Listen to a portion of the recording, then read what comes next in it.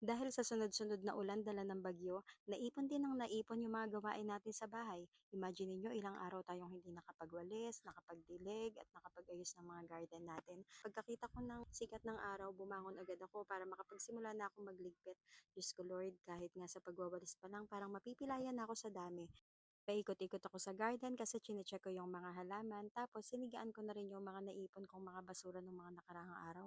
Aba, ilang araw din yun na. Imagine niyo naman kung gaano kadami yan. Tapos napadaan ako dito sa gabi na nakalagay lang dito sa gilid ng upuan natin sa likod.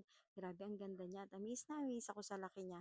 Hindi na nga ako napakali at inilagay ko pa yung palad ko. Tingnan nyo naman guys kung ilang palad ang kasya para ma-cover lang ang isang dahon ng gabi na yan. O di ba't napakaganda? Nakakatuwa pa kasi pagtingin ko sa may puno niya, ang dami pang mga nakaabang na dahon na bubuka pa lang.